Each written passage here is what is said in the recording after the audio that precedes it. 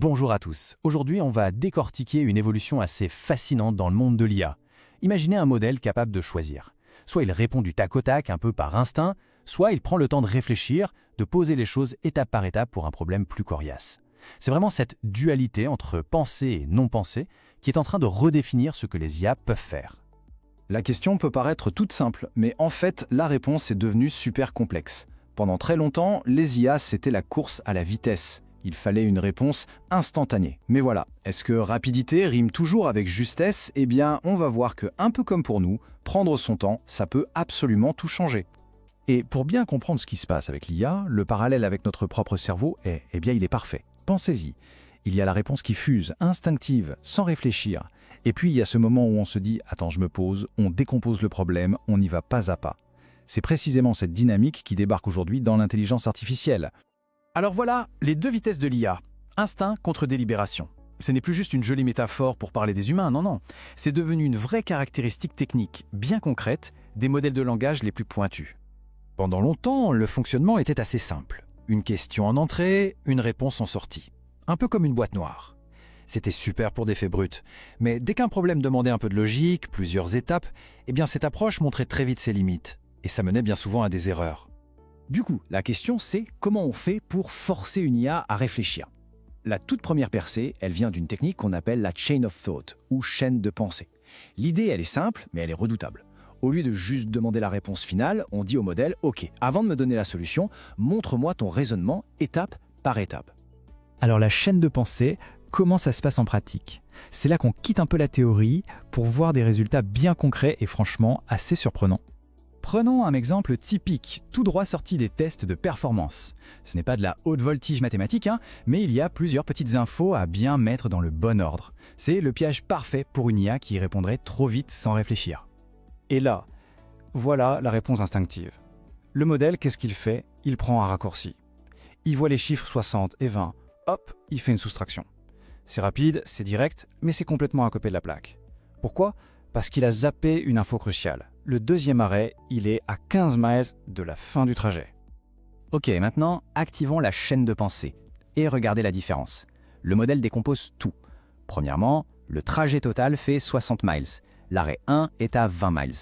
Deuxièmement, l'arrêt 2 est 15 miles avant la fin. Ça veut dire qu'il est à la position 60 moins 15, donc à 45 miles du point de départ.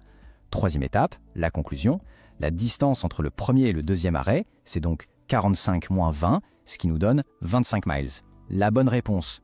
En se forçant à écrire chaque étape, le modèle s'est autocorrigé en quelque sorte. Et c'est ça, le point absolument crucial. Ce raisonnement qu'on voit, à la base, il n'est même pas pour nous les humains. C'est un outil pour que le modèle réfléchisse correctement pour lui-même. En s'obligeant à décomposer le problème, il évite de tomber dans les pièges des raccourcis mentaux, et ça réduit le risque d'erreur de façon spectaculaire. Bon, on a vu la différence sur un exemple. Mais à quel point est-ce que ça change la donne en général? Est-ce que c'est juste une petite amélioration ou un vrai game changer? Voyons un peu les chiffres, ça va être parlant. Et là, attention, parce que la différence de performance est vraiment saisissante. Les données qui vont suivre ont carrément changé la perception des capacités de ces modèles. Regardez-moi ça. Sur un test de référence, rempli de problèmes de maths, le benchmark GSM 8K, le simple fait d'utiliser la chaîne de pensée fait grimper la précision de presque 18 points. C'est juste énorme. Et le plus fou, c'est qu'on n'a pas touché au modèle lui-même, on a juste changé la façon de lui poser la question. Évidemment, toute cette précision, elle a un prix. Forcer le modèle à penser tout haut, ça veut dire générer beaucoup plus de texte, donc beaucoup plus de tokens, ces petites unités de texte que le modèle manipule. On parle de 5 à 10 fois plus de tokens qu'une réponse directe. Et qui dit plus de tokens, dit plus de temps de calcul et donc un coût d'utilisation plus élevé. Ce qui nous amène donc au cœur du sujet, le prix de la précision. Il faut choisir le bon mode au bon moment. C'est un vrai arbitrage à faire. Voilà, tout est résumé ici. D'un côté, le mode non pensé, rapide, pas cher, parfait pour les tâches simples. De l'autre, le mode pensé, plus lent, plus coûteux, mais beaucoup plus fiable pour les problèmes complexes. Il n'y en a pas un qui est meilleur que l'autre dans l'absolu, tout dépend de ce qu'on veut faire. Donc, quand est-ce qu'on active le mode pensée? Eh bien, dès que ça devient un peu tordu, pour des problèmes de maths complexes, des énigmes logiques où chaque indice compte, pour générer du code propre ou même pour le débugger. Bref, dès qu'il y a une suite logique à respecter, c'est la seule façon d'avoir une réponse qui tienne la route. Et à l'inverse, le mode non pensé? C'est le roi de l'efficacité pour tout ce qui est simple et direct. On veut un résumé rapide d'un article, discuter de manière fluide avec un chatbot, poser une question factuelle, genre quelle est la capitale de l'Australie? Pas besoin de sortir l'artillerie lourde. Le mode instinctif est parfait pour ça, rapide, efficace et ça fait le job. Et c'est là qu'on touche à l'évolution la plus récente. La chaîne de pensée, ce n'est plus juste une astuce qu'on met dans le prompt. Non, maintenant c'est intégré directement dans le moteur de modèles comme DeepSeek V3. Concrètement, les développeurs peuvent l'activer manuellement avec une balise, un peu comme une commande sync, ou alors, et c'est ça qui est fort, ils peuvent laisser le modèle décider tout seul s'il a besoin de réfléchir ou pas en fonction de la question.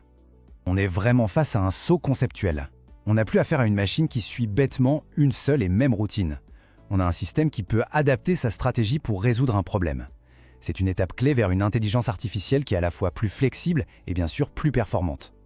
Ce qui nous laisse avec une question de fond pour l'avenir. Si une IA peut penser pour être plus juste, est-ce qu'on doit toujours exiger de voir son raisonnement? Ou est-ce qu'on est prêt à accepter une réponse instantanée, quitte à ce qu'elle soit un peu une boîte noire?